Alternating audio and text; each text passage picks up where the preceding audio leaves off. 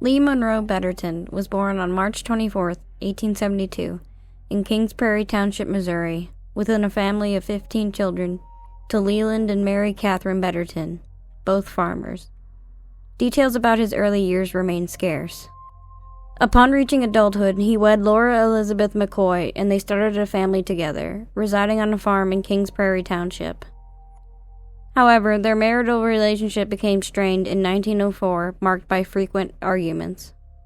In a heated altercation, Betterton viciously assaulted Laura, rendering her unconscious. Prompt action from neighbors led to her swift hospitalization, but she succumbed to her injuries soon after. Surprisingly, Betterton faced no charges for her death.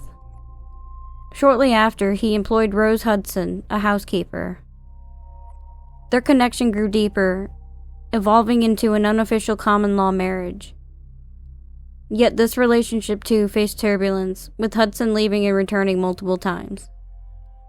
On December 28, 1906, following yet another dispute, Hudson departed again. Curiously, she chose to accompany Betterton to Verona, where he had sent his children to live with their grandfather. After some time there, the couple decided to head back home, boarding a train. In an intoxicated state from consuming several pints of whiskey, during their stop at Pierce City before walking to nearby Monette, another altercation ensued.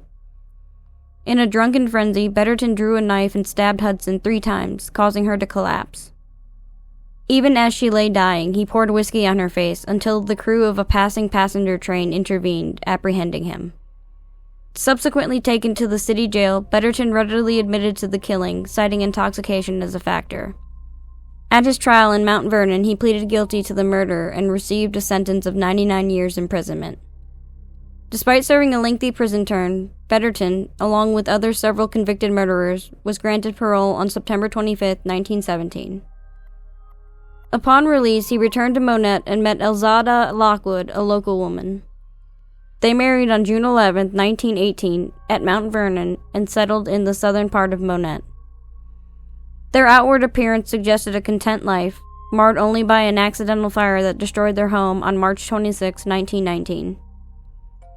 Contrary to the appearances, their relationship was troubled, leading to their divorce a few months later.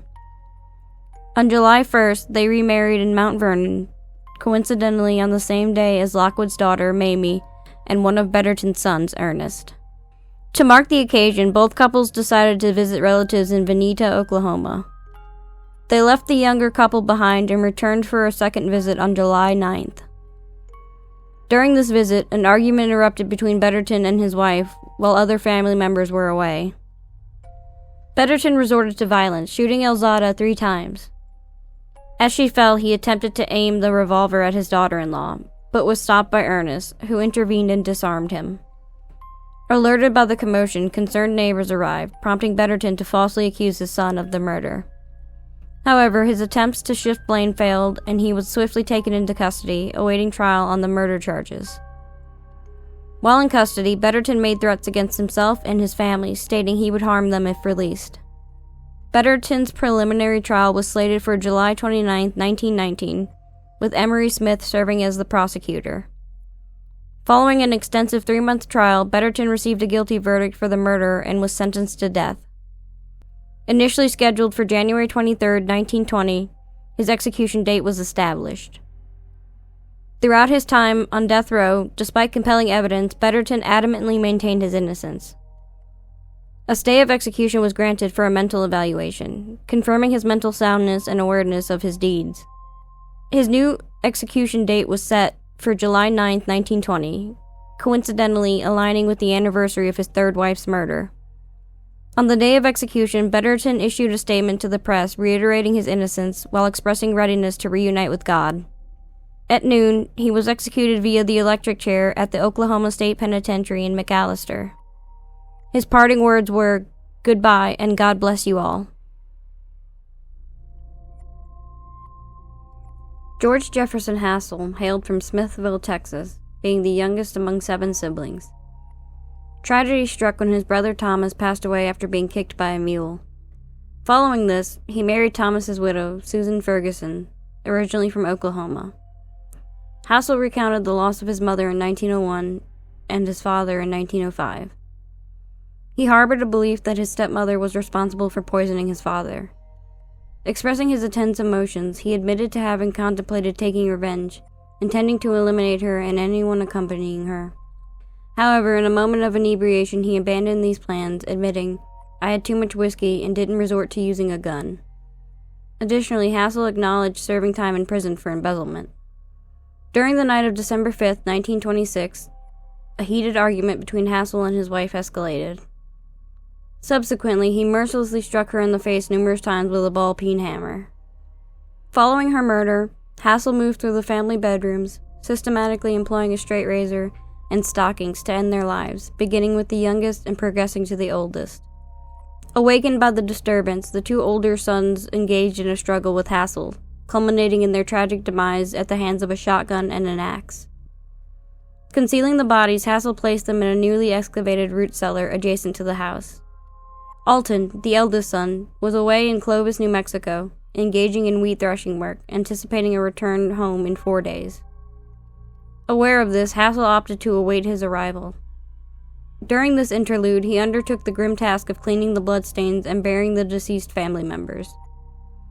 Upon Alton's return, Hassell fabricated a tale, informing him that the family had ventured to Shallow Water, Texas, for a visit with an aunt.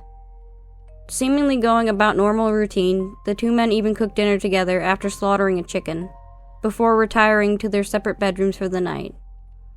Later confessing his need for intoxication to muster the courage to kill again, Hassell, in an inebriated state, armed himself with a shotgun and ended Alton's life with a fatal shot to the head while he slept. Hassell's account suggested that his family was relocated to Oklahoma, prompting them to sell off their possessions in a substantial yard sale. However, suspicion arose during the auction when a wagon inadvertently traversed over a sinkhole, drawing the attention of law enforcement. Shortly after this incident, Hassell made a failed suicide attempt. Subsequent investigations unearthed the remains concealed in the root cellar. Shockingly, he confessed to a prior crime involving the murders of Mary Vogel and her 3 adopted children in 1917. These children, 2 of whom were adopted from Colorado, were living as part of the family named Baker in Whittier, California. Hassell admitted to killing his common-law wife and the 3 children following a dispute over his participation in World War I. His confession was verified when he guided authorities to the burial sites of the victims. Hassell explained that his admission to the earlier murders aimed to prevent any wrongful accusations against others for these crimes. Subsequently, following Hassell's confession, a swift trial ensued, causing a stir in Farwell and its sister city, Texaco, New Mexico, creating an almost carnival-like atmosphere. Notably, he faced trial solely for Alton's murder. Throughout the proceedings, Hassell contended that the initial murders were impulsive acts he couldn't control.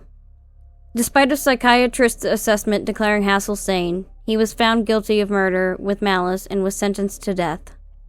At that time, both the male death row and execution chamber were located at the Huntsville unit.